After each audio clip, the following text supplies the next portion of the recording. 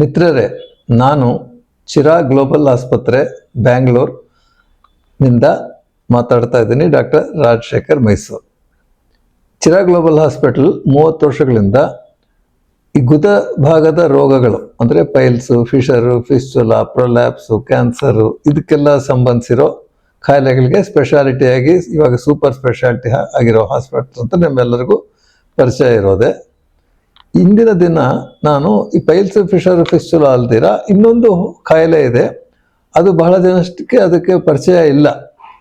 But ತುಂಬ ಜನ ಅದರಿಂದ ಒದ್ದಾಡ್ತಾ ತುಂಬ ಪ್ರಾಬ್ಲಮ್ಸಿಂದ ಇರೋರು ಇದ್ದಾರೆ. ಅದು ಯಾರಿಗೂ ಹೇಳ್ಕೊಳ್ದಿರ ಒಳಗಡೆನೆ ಒದ್ದಾಡ್ತಾ ಇರ್ತಾರೆ. ಎಲ್ಲೂ ಬೇರೆ ಊರುಗಳು ಹೋಗೋಕೆ ಇಷ್ಟ ಆಗಲ್ಲ, ಹೊರಗೆ ಹೋಗೋಕೆ ಅವರು ಸಂಕೋಚ ಪಡ್ತಾ ಇರ್ತಾರೆ. ಆ ಕಾಯಿಲೆ ಏನು ಅಂದರೆ ಅದನ್ನು ರೆಕ್ಟಲ್ ಪ್ರೊಲ್ಯಾಪ್ಸ್ ಅಂತೀವಿ. ಅಂದರೆ ರೆಕ್ಟಮ್ ಅಂದರೆ ಕರಳಿಂದು ಲಾಸ್ಟ್ ಪೋರ್ಷನ್, ನಮ್ಮ ದೊಡ್ಡ ಕರಳು ಲಾಸ್ಟ್ ಪೋರ್ಷನ್ನು ರೆಕ್ಟಮ್ ಅಂತೀವಿ. ಒಂದು 15 ಸೆಂಟಿಮೀಟರ್ ಅಷ್ಟು ಉದ್ದ ಇರುತ್ತೆ. ಅದು ಗುದದ್ವಾರದಲ್ಲಿ ಓಪನ್ ಆಗಿರುತ್ತೆ. ಸೊ ರೆಕ್ಟಮ್ ಅಲ್ಲಿ ಬಂದು ಮೋಷನ್ ಎಲ್ಲ ಕಲೆಕ್ಟ್ ಆಗುತ್ತೆ. ಆ ಕಲೆಕ್ಟ್ ಆಗಿರೋದು ಆಮೇಲೆ ಗುದದ್ವಾರ ಯಾವಾಗ ಓಪನ್ ಆಗುತ್ತೋ ಮೋಷನ್ ಹೊರಗೆ ಬರುತ್ತೆ. ಅದು ನಾರ್ಮಲ್ ಮೆಕ್ಯಾನಿಸಮ್. ಏನಾಗುತ್ತೆ ಅಂದರೆ ಕೆಲವ್ರಿಗೆ ಆ ಕರಳು ಸ್ವಲ್ಪ ಲೂಸ್ ಆಗೋಗಿ ಆ ಕರಳೇ ಜಾರ್ಕೊಂಡ್ಬಿಡ್ತಾ ಇರುತ್ತೆ, ಗುದದ್ವಾರದಿಂದ ಹೊರಗೆ ಬಂದ್ಬಿಡ್ತಾ ಇರುತ್ತೆ.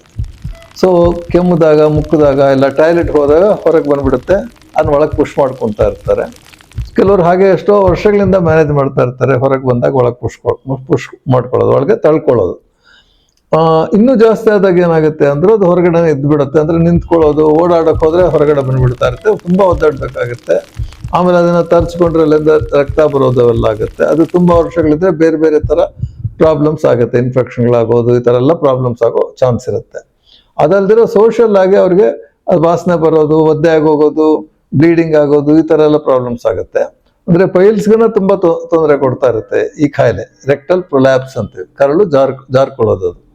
ಅದಕ್ಕೆ ಒದ್ದಾಡೋ ಅವಶ್ಯಕತೆ ಇಲ್ಲ. ಅದಕ್ಕೆಲ್ಲ ತುಂಬ ಸ್ವಲ್ಪ ಆಪರೇಷನ್ಗಳಿದೆ. ಆಪರೇಷನ್ ಮಾಡೋದ್ರಿಂದ ಕ್ಯೂರ್ ಮಾಡಿಬಿಡ್ಬೋದು. ಮುಂಚೆ ಎಲ್ಲ ಏನು ಮಾಡ್ತಾ ಇದ್ವಿ ನಾವು, ಹೊಟ್ಟೆ ಕೊಯ್ದು ಅದನ್ನ ಕರಳು ಜಾರ್ಕೊಳ್ಳೋದ್ರ ಮೇಲೆ ಕೇಳಿದು ಫಿಕ್ಸ್ ಮಾಡ್ತಾ ಇದ್ವಿ. ಇಲ್ಲ ಲ್ಯಾಪ್ರೋಸ್ಕೋಪಿ ಮಾಡಿ, ಇಲ್ಲ ರೋಬೋಟಿಕ್ ಸರ್ಜರಿ ಅಂತ. ಅಂದರೆ ಹೊಟ್ಟೆ ಕಡೆಯಿಂದ ಕರಳನ್ನ ಜಾರ್ಕೊಂಡು ಕರಳ ಮೇಲೆ ಕೇಳ್ಕೊಂಡು ಅದಕ್ಕೊಂದು ಮೆಶ್ ಅಂತ ಹಾಕಿ ಅದನ್ನ ಫಿಕ್ಸ್ ಮಾಡ್ತಾ ಇದ್ವಿ. ಅದ್ರಲ್ಲಿ ಏನಾಗ್ತಾ ಇತ್ತು ಅಂದ್ರೆ ಒಂದು ದೊಡ್ಡ ಆಪರೇಷನ್ ಆಗ್ಬೇಕಾಗಿತ್ತು. ಹೊಟ್ಟೆ ಕಡೆಯಿಂದ ಆಪರೇಷನ್ ಅಂದ್ರೆ 1-2-3 ದಿವಸ ಆಸ್ಪತ್ರೆಯಲ್ಲಿ ಇರಬೇಕಾಗುತ್ತೆ. ಮೇಜರ್ ಸರ್ಜರಿ ಆಗ್ತಾ ಇತ್ತು. ಆಮೇಲೆ ಮೆಶ್ ಹಾಕಿದ್ರೆ ಒಂದ್ಸಲ ಮೆಶ್ ಕಿತ್ಕೊಂಡ್ ಬಂದ್ಬಿಡ್ತಾ ಇತ್ತು. ಮೆಶ್ ಪ್ರಾಬ್ಲಮ್ಸ್ ಆಗಿ ಇನ್ಫೆಕ್ಷನ್ಗಳಾಗ್ತಾ ಇತ್ತು. ಇವೆಲ್ಲ ಪ್ರಾಬ್ಲಮ್ಸ್ ಇಲ್ಲ. ಕೆಲವ್ರಿಗೆ ನೇರ ಆಗೋಗಿ ಪ್ರಾಬ್ಲಮ್ ಆಗ್ತಾ ಇತ್ತು. ಆ ಥರ ಇರ್ತಾ ಇತ್ತು. ಈಗಲೂ ಆಪರೇಷನ್ಗಳೇ ತುಂಬ ಮಾಡ್ತಾರೆ. ನಾವು ಕೆಳಗಡೆಯಿಂದಾನೇ ಆಪರೇಷನ್ ಮಾಡ್ಬಿಡುತ್ತೆ. ಅಂದ್ರೆ ಎಲ್ಲೂ ಗಾಯ ಇರಲ್ಲ, ಒಂದು ಹೊಲಿಗೆ ಇರಲ್ಲ, ಎಲ್ಲ ಕೆಳಗಡೆ ಭಾಗದಿಂದಾನೆ. ಅಂದ್ರೆ ಎಲ್ಲಿ ಜಾರ್ಕೊಂಡಿದೀವೋ ಅಲ್ಲಿಂದಾನೇ ನಾವು ಡಿಸೆಕ್ಟ್ ಮಾಡ್ಕೊಂಡು ಅದನ್ನ ಹೊರಗೆ ತೆಕ್ಕೊಂಡು ಅದಕ್ಕೆಲ್ಲ ಸ್ಪೆಷಲ್ ಇಕ್ವಿಪ್ಮೆಂಟ್ ಎಲ್ಲ, ಇನ್ಸ್ಟ್ರೂಮೆಂಟ್ಸ್ ಎಲ್ಲ ಡೆವಲಪ್ ಮಾಡಿದ್ದೀವಿ. ಅದನ್ನು ಉಪಯೋಗಿಸ್ಕೊಂಡು ನಾವು ಆ ಹೊರಗಡೆ ಬಂದರೆ ಎಕ್ಸ್ಟ್ರಾ ಬಂದು ಹೊರಗಡೆ ಬಂದ್ಬಿಡ್ತಾರೆ ಅಂತ ತೆಗೆದುಬಿಟ್ಟು ಮತ್ತೆ ಅಲ್ಲೇ ನಾವು ಅದನ್ನ ಅಟ್ಯಾಚ್ ಮಾಡಿಬಿಡ್ತೀವಿ ಗುದದ್ವಾರಕ್ಕೆ. ಅದರಿಂದ ಅಬ್ಡಮಿನ್ ಅಂತಂದ್ರೆ ಹೊಟ್ಟೆ ಕಡೆ ಏನು ಪ್ರಾಬ್ಲಮ್ ಇರಲ್ಲ. ಅವರು ಅವತ್ತೇ ಬೇಕಾದ್ರೆ ಮೋಷನ್ ಪಾಸ್ ಮಾಡಿಬಿಡ್ಬೇಕು. ನೆಕ್ಸ್ಟ್ ಡೇ ಮನೆಗೆ ಡಿಸ್ಚಾರ್ಜ್ ಮಾಡಿ ಕಳಿಸ್ಬಿಡ್ತೀವಿ. ಸೊ ಇದರಲ್ಲಿ ಏನಂದ್ರೆ ಸ್ವಲ್ಪ ಟೆಕ್ನಿಕಲ್ ಇದು ಚೆನ್ನಾಗಿ ನಾಲೆಡ್ಜ್ ಇರಬೇಕು. ಅಂದ್ರೆ ಇದು ಎಕ್ಸ್ಪ್ಲೈನ್ ಮಾಡೋಕೆ ತುಂಬಾ ಅರ್ಥ ಆಗೋಕೆ ನಿಮ್ಗೆ ಸುಲಭ ಅನ್ಸುತ್ತೆ.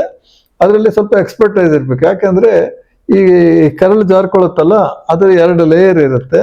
ಆಮೇಲೆ ಅದ್ರ ಸುತ್ತ ಮಸಲ್ಸು, ಅದನ್ನೆಲ್ಲ ಕರೆಕ್ಟಾಗಿ ಸಪ್ರೇಟ್ ಮಾಡ್ಕೊಂಡು ಮಾಡ್ಬೇಕು. ಅದ್ರಲ್ಲಿ ಎಕ್ಸ್ಪರ್ಟೈಸ್ ಬಂದಿರೋದ್ರಿಂದ ನಾವು ಬಹಳಷ್ಟು ಪೇಷಂಟ್ ನಾವು ಬರೀ ಕೆಳಗಡೆಯಿಂದ, ಮೇಲ್ಗಡೆಯಿಂದ ಆಪರೇಷನ್ ಮಾಡಿ ಫಿಕ್ಸ್ ಮಾಡೋದು ಎಷ್ಟೋ ವರ್ಷಗಳಾಗೋಗಿದೆ.